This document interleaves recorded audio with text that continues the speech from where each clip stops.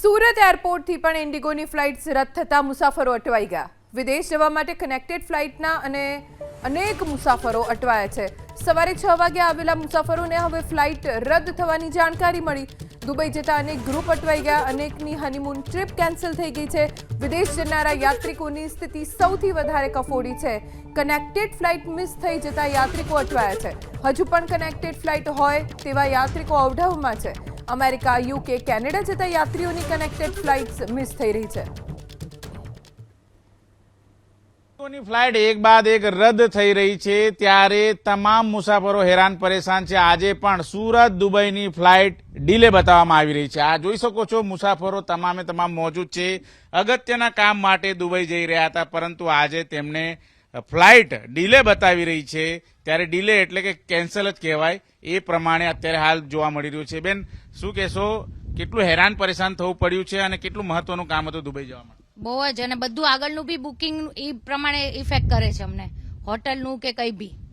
ક્યાં જઈ રહ્યા હતા, શાના માટે? અમે ફરવા જ જઈ રહ્યા હતા, પણ આગળનું બધું જ બુકિંગ કરેલું બધું જ અત્યારે અમારું તો અમદાવાદ હોય, વડોદરા હોય કે સુરત, સ્થિતિ દરેક એરપોર્ટ ઉપર એક સમાન છે। પરેશાન મુસાફરો અને રદ થયેલી ફ્લાઇટ્સ, કોઈ જવાબ કોઈને મળી નથી રહ્યો, જેને કારણે લોકો વધારે રોષે ભરાયા છે। કેટલાય લોકો, ખાસ તો જે વિદેશ જતા લોકો છે જેમની કનેક્ટિંગ ફ્લાઇટ હોય, તેમની સ્થિતિ સૌથી વધારે ખરાબ છે।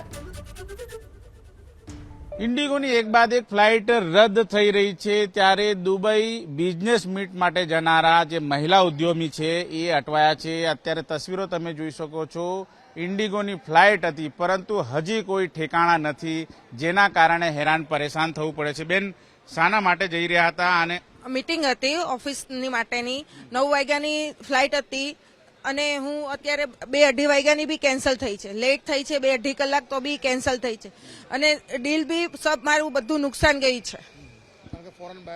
ફોરેન બાયર ત્યારથી મીટિંગ કરેલી એ બી બધું કેન્સલ થયું છે। તમે જણાવો, કેટલું નુકસાની થાય છે? કેટલા વાગે આવ્યા હતા અને અત્યારે શું કહેવાય? ફોરેન બાયરો કેવા હોય છે કે ભાઈ હમણાં મીટિંગ પરફેક્ટ ટાઈમે નહીં પહોંચે તો એ લોકોને બધા એનું શેડ્યુલ ચેન્જ કરી કાઢે જતા રહે છે। હવે એ લોકોને જ્યારે અનુકૂળતા હોય ત્યારે મળવાનું થશે, એટલે બધું સિસ્ટમ ગડબડ થઈ ગઈ છે।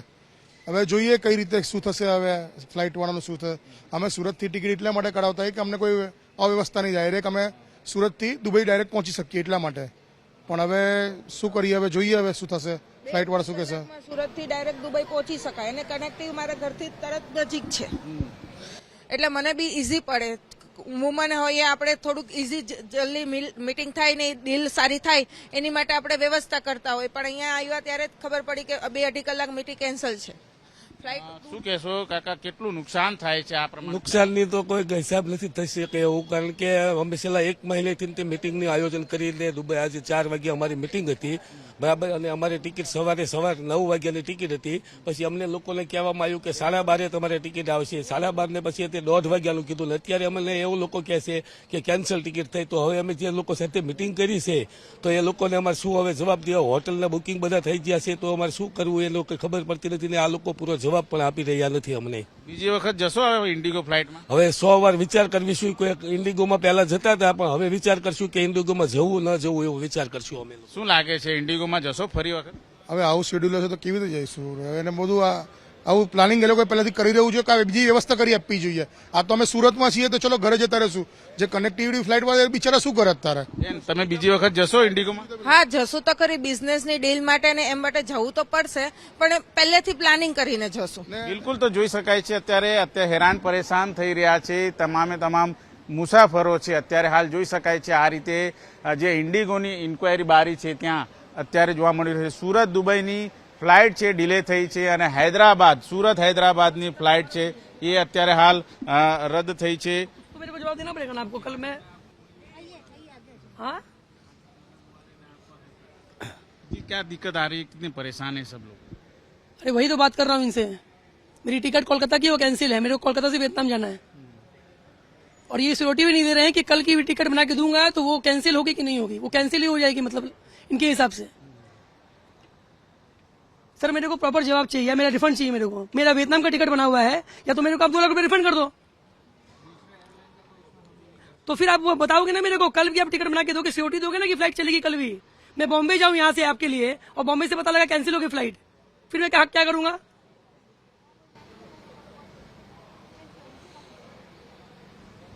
જોઈ શકાય છે અત્યારે કોઈ જવાબ એમની પાસે નથી અને અત્યારે જોઈ શકાય છે આ પ્રમાણે તમામ મુસાફરો છે એ અત્યારે હેરાન પરેશાન થઈ રહ્યા છે અને તમામે તમામ એક જ વાત કરી રહ્યા છે કે હવે આ ઇન્ડિગોની ફ્લાઇટની ટિકિટ લેવી કે નહીં. કેમેરામેન રાકેશ પાનવાલા સાથે ધનરાજ બાગલે, એબીપી અસ્મિતા, સુરત.